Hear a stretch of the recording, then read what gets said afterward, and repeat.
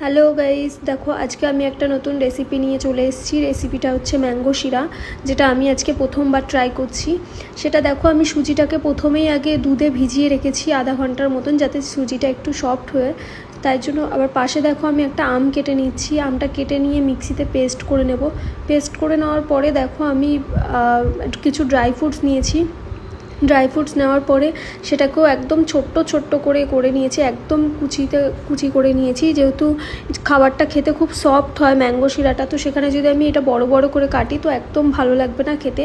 তো তাই জন্য দেখো আমি এটাকে একদম ঝিরিঝিরি করে কেটে নিয়েছি। কেটে নেওয়ার পরে ওটা কড়াইয়ে ঘি দিয়েছি। ঘি দেওয়ার পরে দেখো আমি ওখানে ড্রাই ফ্রুটসটাকে ভালো করে রোস্ট করে নিয়েছি। রোস্ট করে নেওয়ার পরে আবার দেখো এখানে আমি সুজিটা দিয়ে দিয়েছি, যেটা আমি দুধের সাথে ভিজিয়ে রেখেছিলাম। ভিজিয়ে রাখার পরে এটা কিছুক্ষণ সুজিটা দিয়ে দেওয়ার পরে সেটা দেখো ভালো করে আমি একটু নেড়ে নিয়েছি। নেড়ে নেওয়ার পরে ওর মধ্যে একটু আম দিয়ে দিয়েছিলাম। আমটা দেওয়ার পরে সেটা যখন আরও একটু টেনে আসবে, তার মধ্যে আমি একটু কেশর দিয়েছি।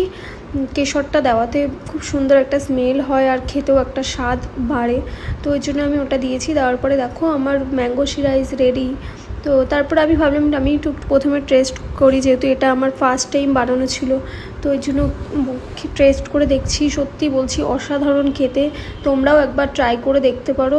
আই হোপ কি তোমাদের প্রত্যেকের এটা ভালো লাগবে। খুব সহজেই, কোনো কষ্ট ছাড়াই একটা রেসিপি। তোমরা ট্রাই করে আমাকে জানিও তোমাদের কেমন লাগলো। থ্যাংক